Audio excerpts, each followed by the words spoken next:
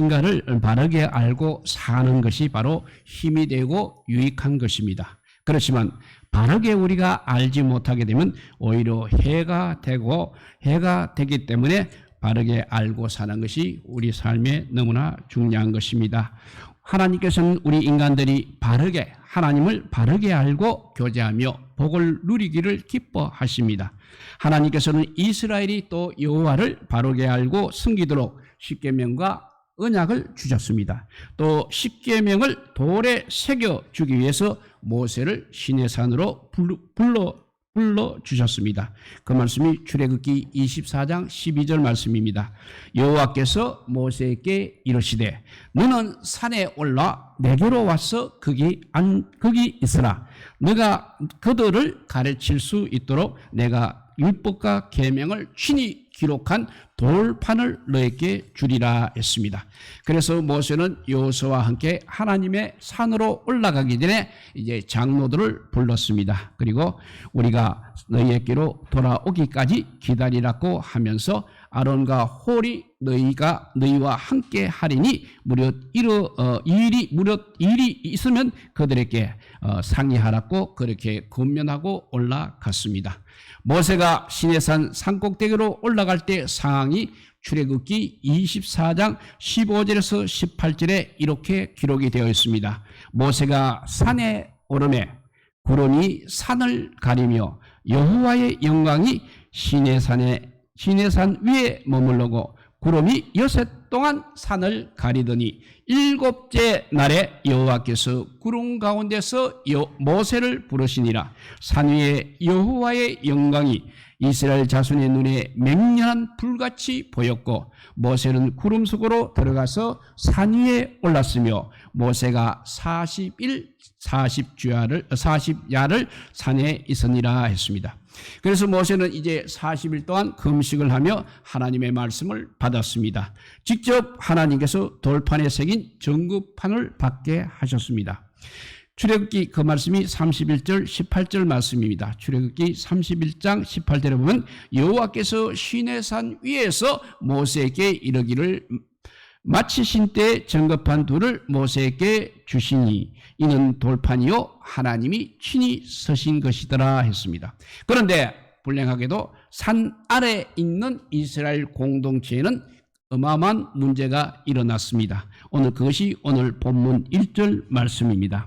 백성이 모세가 산에서 내려옴이 더딤을 보고 모여 백성이 아론에게 이르러 말하되 일어나라. 우리를 위하여 우리를 인도할 신을 만들라.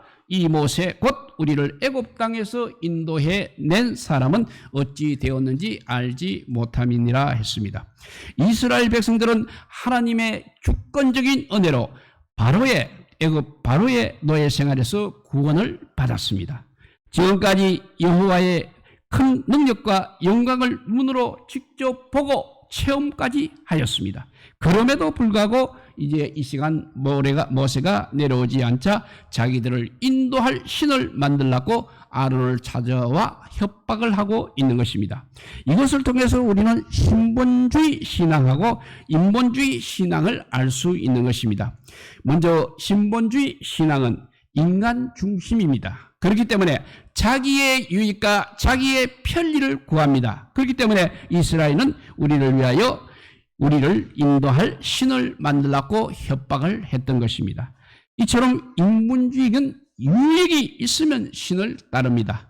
반대로 유익이 없으면 다른 신을 찾게 되는 것입니다.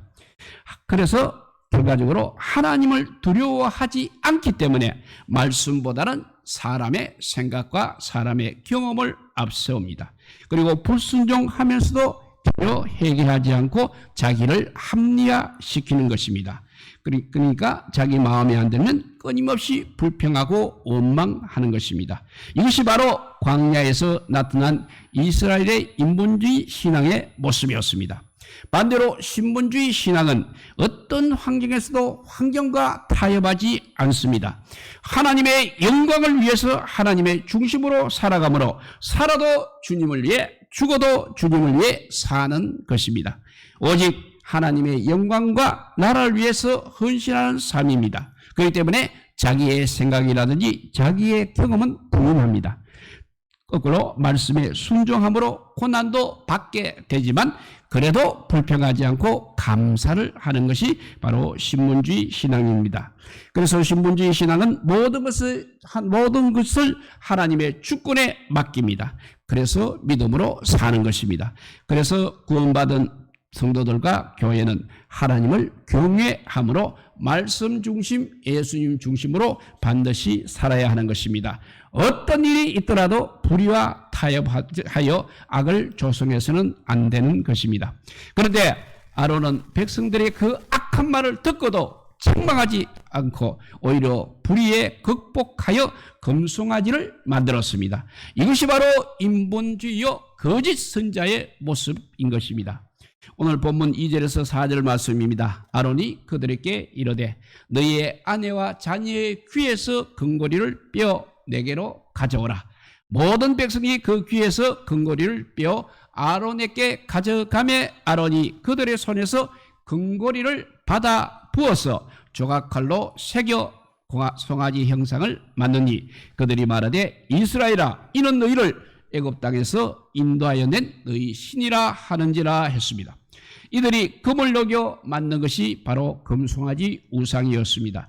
이 금송아지는 애굽에서 포로 생활을 할 때 애굽 사람들이 섬기던 우상이라는 것입니다. 출애굽하여 하나님의 영광까지 본 사람들이 이제 사람이 만든 금송아지를 보고 뭐라고 하고 있는 것입니까? 4절에 보니까 이스라엘아 이는 너희를 애굽 땅에서 인도하여 낸 너희의 신이라 하였습니다. 이스라엘을 애굽에서 이끌어낸 신은 누구입니까? 그들의 조상 아브라함과 이삭과 야곱에게 언약을 주신 여호와 하나님이십니다. 그 여호와 하나님께서 그들의 조상에게 약속하신 대로 그들을 애굽에서 이끌어내시고 시내산 꼭대기에 강림하여 우레 같은 목소리로 십계명을 말씀하셨습니다. 그 말씀이 출애굽기 20장 2절에서 5절 말씀입니다.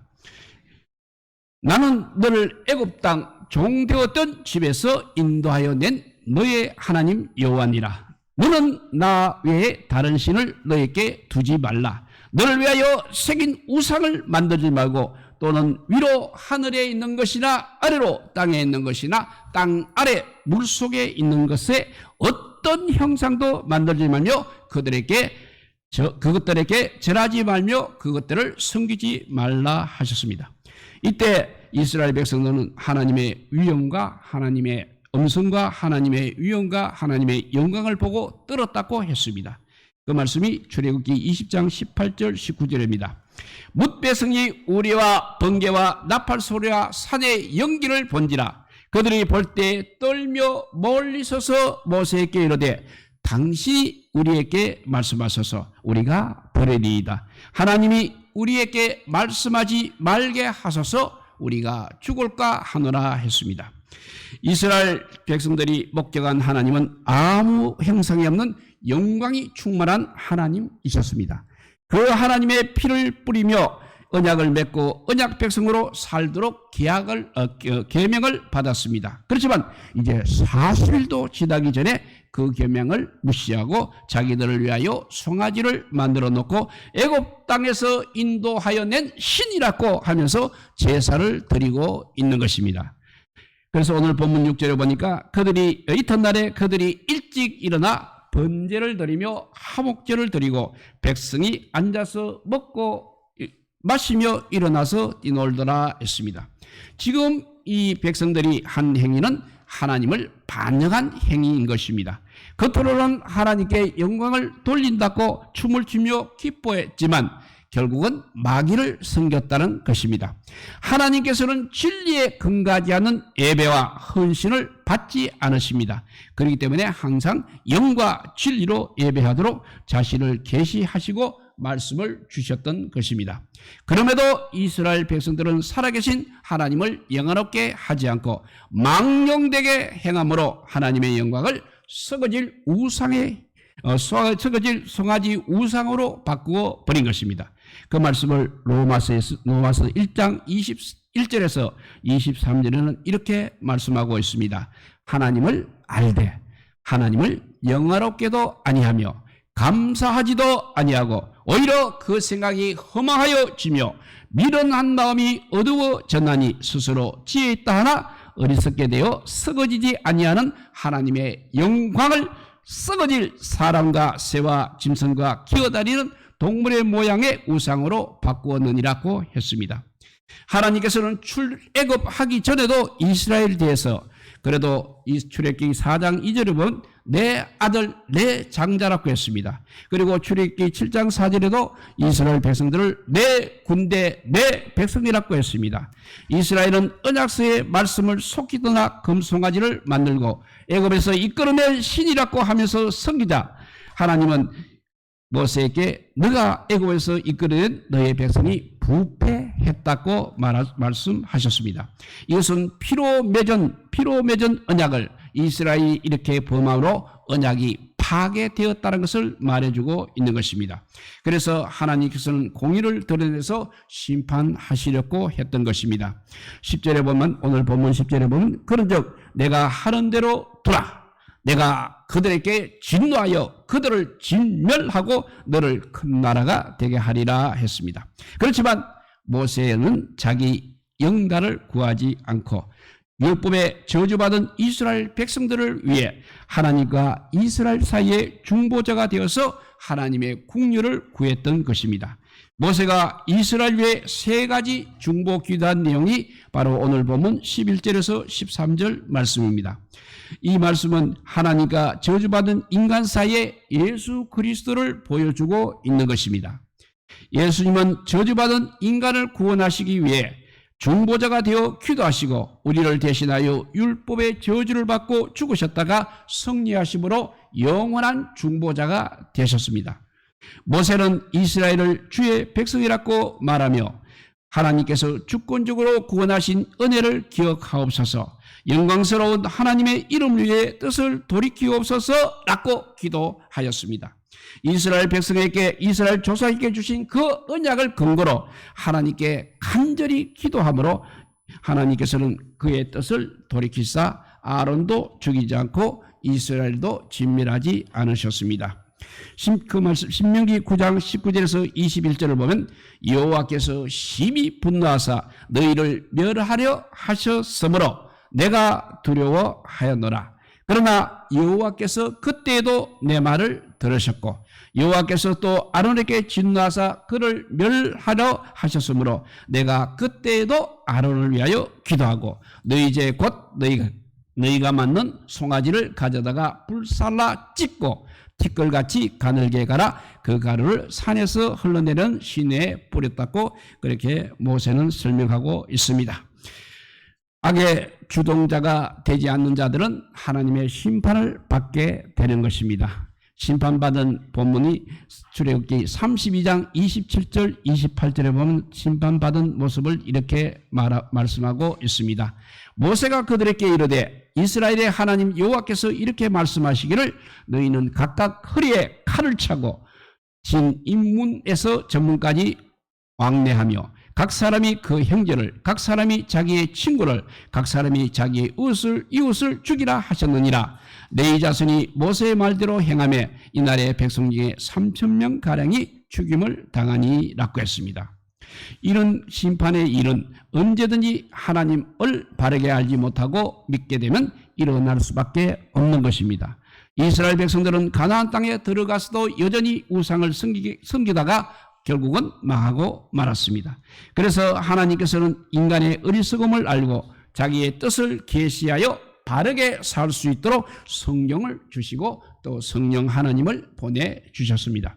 이러한 시대에 우리가 하나님의 은혜를 입어 구원을 받았습니다. 그렇지만 우리도 구원의 하나님, 말씀에 계시된 사랑과 공의의 하나님을 우리가 바르게 알지 못하게 되면 이스라엘 백성들은 자기 하나님을 만들고 우상을 숭배하게 되는 것입니다. 자기가 만든 믿음과 신념을 가지고 헛된 일에 열심을 내며 살아가는 것입니다. 사탄은 이런 일을 하기 위해 거짓 교사들을 교회에 보내어 다른 복음을 전하며 미혹하고 있는 것입니다. 그 말씀이 갈라디아서 1장 6절과 7절입니다. 그리스도의 은혜로 너희를 부르시는 이를 이같이 속히 떠나 다른 복음을 따르는 것을 내가 이상하게 여기노라.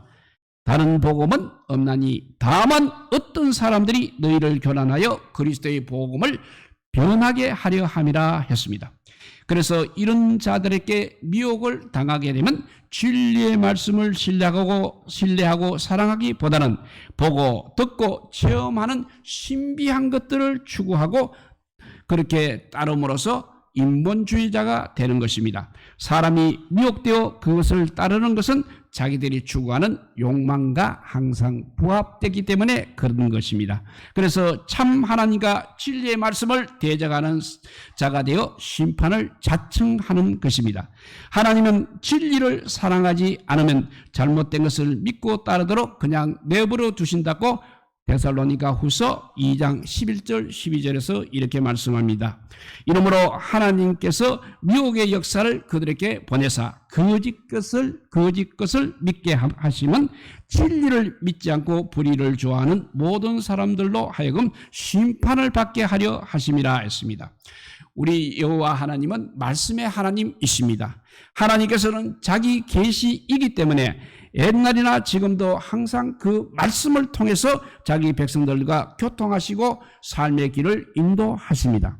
우리를 구원하신 예수님도 진리를 알지니 진리가 너희를 자유롭게 한다고 말씀하셨습니다. 그리고 귀 있는 자는 성령이 교회들에게 하시는 말씀을 들으라고 하셨습니다. 그래서 참된 성도는 항상 이렇게 기록된 말씀을 통해서 하나님의 음성을 듣고 따르는 것입니다. 양들은 목자의 음성을 듣고 따라감으로 안전하고 생명을 보장받게 되는 것입니다. 성령님도 역시 기록된 말씀을 통해서 예수 그리스도를 증거하시고 말씀을 항상 생각나게 하셔서 진리 가운데 인도하시고 순종하게 하시는 분이십니다. 말씀을 통해서 또 기도하게 하시고 하나님과 교제를 통해서 은혜와 은사를 주시고 감화를 주어서 겸손하게 하여 믿음의 열매를 맺게 하여 주시는 것입니다. 이제 말씀을 정리해 보면 그 옛날 호세아 선지자는 내 백성이 하나님에 대한 지식이 없어 망하게 되므로 우리가 여호와 하나님을 알자 힘써 여호와를 알자고 외쳤습니다. 구원받은 성도가 계시된 말씀을 통해서 여호와 하나님을 바르게 알지 못하게 되면 인본주의 신앙이 되게 되고 하나님의 영광을 가리고 결국은 망하게 되는 것입니다. 그래서 우리 구원받은 성도들은 항상 여호와의 말씀을 바르게 알기에 힘쓰기를 바라고 영원한 하나님 나라 갈 때까지 꼭 주의 말씀 붙들고 진리에 거하는 자 되시기를 우리 주님의 이름으로 축복드립니다. 기도하겠습니다. 사랑의 하나님 감사합니다. 우리가 그래도 믿음 생활을 잘하렸고 이렇게 무더운 날씨 속에서도 주의를 지키게 하여 주시니 감사합니다. 또 찬양하며 말씀 듣게 하여 주시니 감사합니다. 또 기도하게 하여 주시니 감사합니다. 그럼에도 불구하고 우리 인간은 정말 아버지 연약하여서 사탄의 유혹에 쉽게 빠져서 사탄이 유혹하는 대로 가서 결국 멸망의 길을 가고 마는 모습을 말씀을 성경을 통해서 여러 군데서 우리에게 경고하여 주시니 감사합니다. 오늘도 이스라엘 백성들이 금송아지 형상을 만들어서 이것이 우리를 애굽에서 인도하여 낸 신이라고 아버지요 떠들었습니다. 그래서 아버지요 그래도 모세가 중보자 역할을 해서 위기는 모면했지만 우리 역시 날마다 그러한 유혹에 빠져들 때가 얼마나 많은지 알 수가 없습니다. 그럴 때마다 성령 하나님께서 우리를 바르게 깨우쳐 주시고 주님 나라 갈 때까지 저희들을 인도하여 주시기를 간절히 빌고 원하오며 우리 구주 예수 그리스도 이름으로 기도드리옵나이다. 아멘. 예, 찬송가 우리 320